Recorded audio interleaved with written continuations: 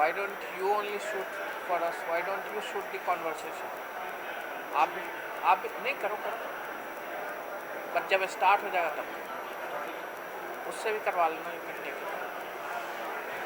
Okay,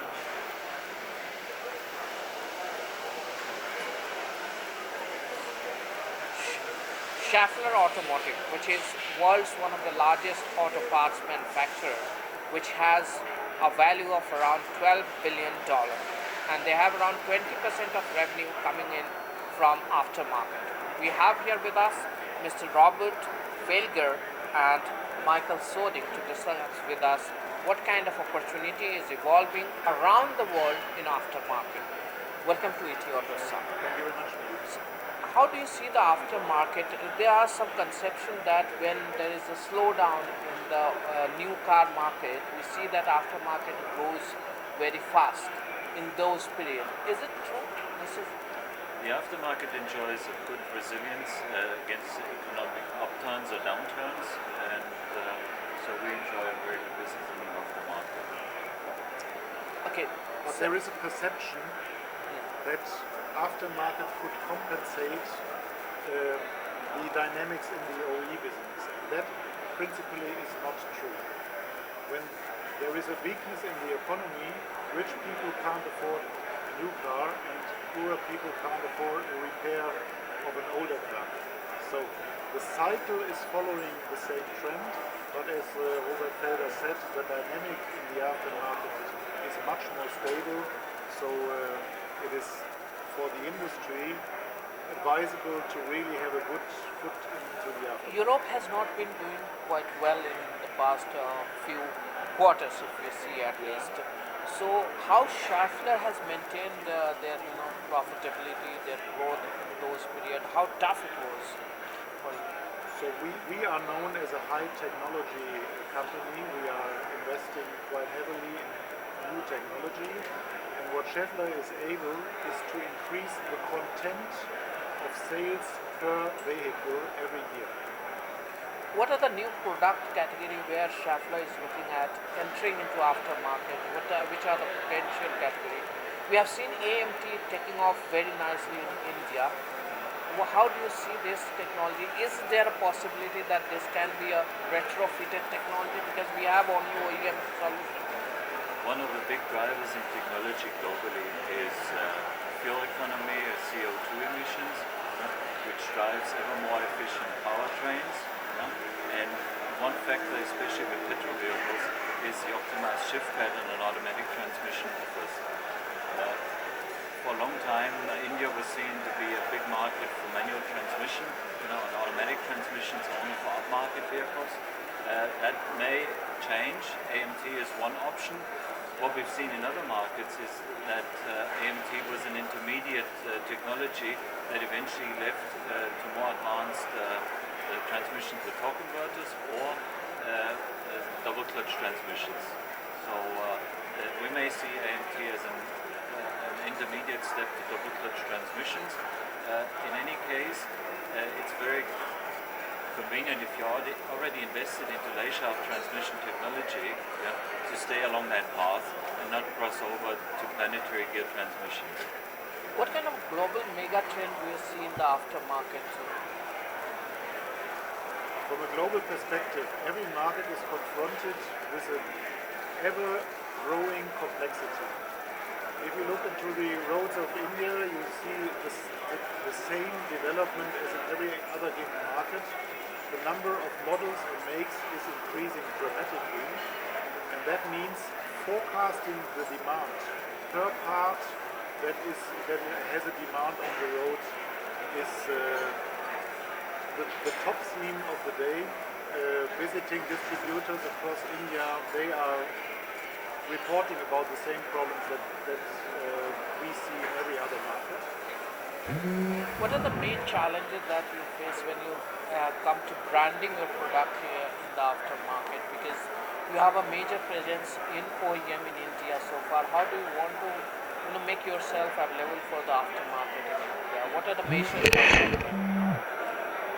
So at first, we are following precisely the concept of Schaeffler in the OE side. we have premium quality products, and we are proud to use the same brands that our colleagues from OE are using at the supply of the automotive factories. What we see is that we have to include the end consumer further on into our branding, into our awareness activities, because via the internet and via more and more competence of the end users, they in future will also have their stake in the decision-making process, what products to buy and to favor. Supply chain also becomes one of the major area of concern for aftermarket products. How do you manage this efficiently globally, and what are your plans for India? At first, the lead time between the workshop and us is always much shorter than the lead time between us and the factories where we are getting our products from. Means we have to put a lot of focus on the forecasting of the demand in the market, and therefore we need a very close contact to the distributors to have a better understanding of what the trends are in every given market and every given product line. How are you using IT to make it more accurate in terms of production? So IT is number one, is supporting us in the forecasting as such, taking historical demand structures and forecasting them into the future. Number two, whenever possible, we communicate with our distributors via IT links when it comes to standard order processing, to order confirmation, invoicing, and all these related activities. So, what is the current size of aftermarket in terms of revenue for Schaeffler? And going forward 5 years down the line, how do you see it growing? So the aftermarket enjoys a share of about 15 to 20% with regards to the OE side. But we have to admit that every product and every range of products has its own life cycle.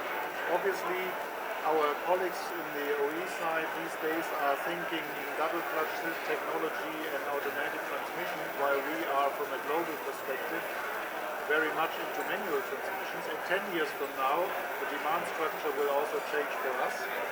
And so we have to admit there is different dynamics, but the share of 20+% within the given environment is our target. So you will continue with that? Absolutely. Okay. So what are the new range of products that we can expect Schaeffler to be offering in the aftermarket that you were not there so far?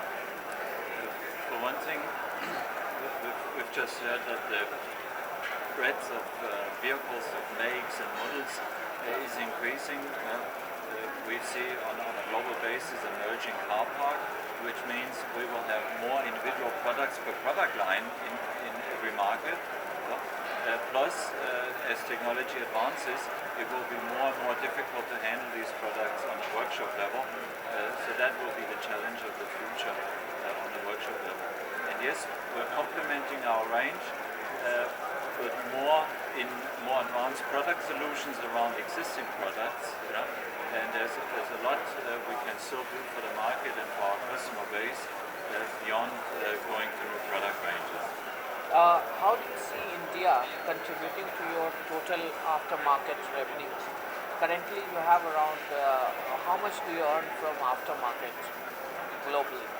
So our revenue globally is exceeding 1 billion euro, and India is giving us good growth, but from a, let's say, as of today, quite low level. So we have high hopes on India as a market. And we are investing heavily into our organization here. Meanwhile, we have 70+ people dedicated for the automotive. So you have you have set up one plant in Pune, if I'm not wrong, where you are producing aftermarket products, right? Is there any other program that you want to introduce here? Schaeffler has a footprint of 5 factories across the country, with a dedication to the LUK, INA and FAG products, and automotive aftermarket always works as a subset. As I said before, we are related to the same quality levels and standards that our OE colleagues are doing. And having said that, it wouldn't make sense to separate an aftermarket factory out of the given environment of the OE. If we see in India, there is a concern about spurious product in the aftermarket. How different is the situation in markets like Europe, Germany, US, and other emerging markets like South Africa, Brazil, China? What is the idea? How can we deal with this problem in India? If some learning that we can borrow from these markets. I didn't get the beginning of the question because you were turning to... Spurious products. That is a big problem in India. For You mean counterfeits? Yeah, counterfeits. Yeah. So we are approaching that two ways. Number one, we have to create awareness in the aftermarket about premium quality and about the brand that is behind. And number two, whenever we get knowledge to some products available in the market, we take all measures that it needs to fight this counterfeit back, including to destroy the product in question. So whenever we get knowledge there is a container moving from one harbor to the next, we are getting in touch with customs and clear that this is a counterfeit part and destroy it immediately.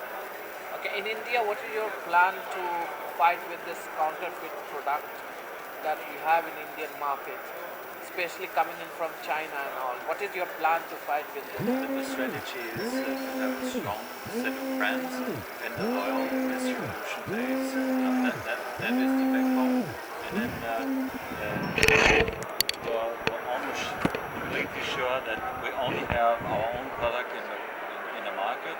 And then let's not forget, there's not only counterfeit product, but there is also low quality or suspicious service or maintenance, which is at least as much important. So you need to be able to